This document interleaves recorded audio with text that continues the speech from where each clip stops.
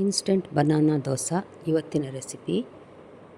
ತುಂಬ ಹಣ್ಣಾದ ಬಾಳೆಹಣ್ಣಿದ್ದರೆ ಈ ರೀತಿ ದೋಸೆ ಮಾಡಬಹುದು. ನಮಸ್ತೆ ಫ್ರೆಂಡ್ಸ್, ಗುಡ್ ಫುಡ್ ಲ್ಯಾಂಡ್ ಚಾನಲಿಗೆ ನಿಮಗೆಲ್ರಿಗೂ ಆತ್ಮೀಯ ಸ್ವಾಗತ. ಒಂದು ಅರ್ಧ ಗಂಟೆ ಮಿಕ್ಸ್ ಮಾಡಿದ ಮೇಲೆ ನೆನೆಸಲಿಕ್ಕೆ ಬಿಟ್ಟರೆ ಬೇರೆ ಏನು ಹೆಚ್ಚಿಗೆ ಟೈಮ್ ತಗೊಳ್ಳೋದಿಲ್ಲ. ತುಂಬ ರುಚಿಯಾಗಿ ಬರ್ತದೆ ಈ ದೋಸೆ. ಹಾಗಾದರೆ ನೋಡುವ ಹೇಗೆ ಮಾಡೋದೆಂದು.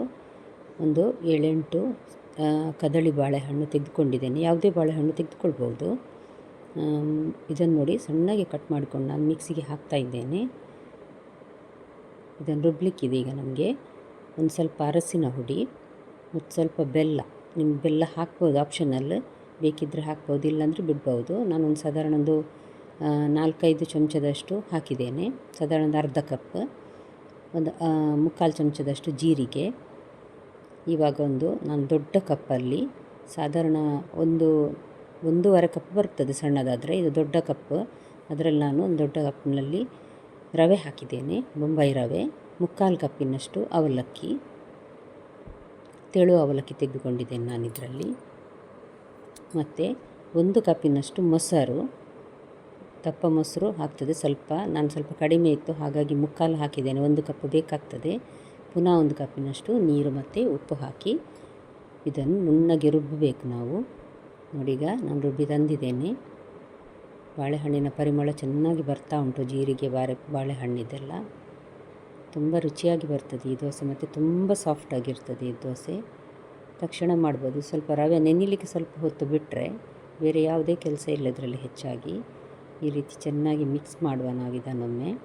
ನೀವಿನ್ನೂ ನನ್ನ ಚಾನಲನ್ನು ಸಬ್ಸ್ಕ್ರೈಬ್ ಮಾಡಿಲ್ಲ ಅಂದರೆ ದಯವಿಟ್ಟು ಸಬ್ಸ್ಕ್ರೈಬ್ ಮಾಡಿ, ಹಾಗೂ ಫ್ಯಾಮಿಲಿ ಫ್ರೆಂಡ್ಸಿಗೆ ಶೇರ್ ಮಾಡಿ, ಮತ್ತು ಲೈಕ್ ಮಾಡೋದನ್ನು ಖಂಡಿತ ಮರಿಬೇಡಿ. ನೋಡಿ, ಈಗ ನಾನೊಂದು 1/4 ಚಮಚದಷ್ಟು ಸೋಡಾ ಹುಡಿ ಹಾಕಿದ್ದೇನೆ. ಹಾಕದಿದ್ರೂ ನಡೀತದೆ, ಆದರೆ ಸೋಡಾ ಹಾಕಿದರೆ ಸ್ವಲ್ಪ ಒಳ್ಳೆಯದಾಗ್ತದೆ. ಇದನ್ನು ಚೆನ್ನಾಗಿ ಮಿಕ್ಸ್ ಮಾಡಿ ಒಂದು ಅರ್ಧ ಗಂಟೆ ಇಡುವ. ಸಮಯ ಇತ್ತು ಅನಿಸಿದರೆ ಒಂದು 3/4 ಗಂಟೆ ಆದರೂ ಇಡ್ಬೋದು. ನಾನೊಂದು ಅರ್ಧ ಗಂಟೆ ಇಡ್ತಾ ಇದ್ದೇನೆ. ನೋಡಿ, ಈಗ ಅರ್ಧ ಗಂಟೆ ನಂತರ ನಾನೀಗ ದೋಸೆ ಮಾಡ್ತಾ ಇದ್ದೇನೆ. ತುಂಬ ತೆಳುವಾಗಿ ಹಾಕೋದು ಬೇಡ, ಸ್ವಲ್ಪ ದಪ್ಪವೇ ಇರಲಿ ಈ ದೋಸೆ. ತುಂಬ ಸಾಫ್ಟಾಗಿ ಬರ್ತದೆ, ಹಾಗಾಗಿ ತೆಗೀಲಿಕ್ಕೆ ತೆಳುವಾದರೆ ಸ್ವಲ್ಪ ಕಷ್ಟ ಆಗ್ತದೆ. ತುಂಬ ಹೊತ್ತು ಬೇಯಿಸಿ ಸ್ವಲ್ಪ ಕ್ರಿಸ್ಪ್ ಮಾಡಬೇಕಾಗ್ತದೆ. ಬೆಲ್ಲ ಹಾಕಿರೋದ್ರಿಂದ ತಳ ಸ್ವಲ್ಪ ಬಣ್ಣ ಡಾರ್ಕಾಗಿ ಬರ್ತದೆ ಇದರದ್ದು. ನಾನು ಲೋ ಟು ಮೀಡಿಯಮ್ ಹೀಟಲ್ಲಿ ಇದನ್ನು ಇಟ್ಟು ಬೇಯಿಸ್ತಾ ಇದ್ದೇನೆ. ಸೈಡಿಗೆ ತುಪ್ಪ ಅಥವಾ ಬೆಣ್ಣೆ ಹಾಕಬೇಕು. ನೋಡಿ, ಎಷ್ಟು ಚೆನ್ನಾಗಿ ಗುಳಿ ಗುಳಿಯಾಗಿ ಬಂದಿದೆ. ಇದನ್ನು ತಿರುಗಿ ಹಾಕಿ ಸಹ ಬೇಯಿಸ್ಬೋದು, ಹಾಕದೆ ಸಹ ತಿನ್ಬೋದು. ತಿರುಗಿ ಹಾಕಿಸಿ ಬೇಯಿಸಿದರೆ ಸ್ವಲ್ಪ ಒಳ್ಳೆಯದಾಗ್ತದೆ. ತುಪ್ಪ ಮತ್ತು ಜೇನುತುಪ್ಪದೊಟ್ಟಿಗೆ ಈ ದೋಸೆ ತಿನ್ನೋದಕ್ಕೆ ತುಂಬ ರುಚಿಯಾಗ್ತದೆ. ನೋಡಿ, ಒಂದು ದೋಸೆ ರೆಡಿ ಆಯಿತು. ಇವಾಗ ಇನ್ನೊಂದು ದೋಸೆ ಮಾಡಿ ತೋರಿಸ್ತಾ ಇದ್ದೇನೆ ನಿಮಗೆ. ಖಂಡಿತ ಇದು ನಿಮ್ಗೆ ಇಷ್ಟ ಆಗ್ತದೆ ಫ್ರೆಂಡ್ಸ್. ದಯವಿಟ್ಟು ಲೈಕ್ ಬಟನನ್ನು ಪ್ರೆಸ್ ಮಾಡಿ. ನೋಡಿ, ತುಂಬ ತೆಳು ಹಾಕಲಿಲ್ಲ ನಾನು, ಸ್ವಲ್ಪ ಸೋಡಾ ಹುಡಿ ಸಹ ಹಾಕಿದ್ದೇವೆ, ಹಾಗಾಗಿ ರುಚಿ ಮತ್ತು ಚೆನ್ನಾಗಿ ಉಬ್ಬಿ ಸಹ ಬರ್ತಾಯಿದೆ. ಬಾಳೆಹಣ್ಣು ಮಾಡಿದ ವಸ್ತುವನ್ನು ಸ್ವಲ್ಪ ಹೊತ್ತಾದರೂ ನಾವು ಅದನ್ನು ನೆನೆಯಲಿಕ್ಕೆ ಬಿಡಬೇಕು. ಆವಾಗ ಒಳ್ಳೆಯದಾಗಿ ದೋಸೆ ಅಥವಾ ಬನ್ಸ್ ಏನಾದರೂ ಯಾವುದಾದ್ರೂ ಸರಿ, ಇನ್ಸ್ಟೆಂಟ್ ಮಾಡೋದಾದರೆ ಒಂದು ಅರ್ಧ 1 ಗಂಟೆ ಇಟ್ಟರೆ ಒಳ್ಳೆಯದಾಗ್ತದೆ ಅದು.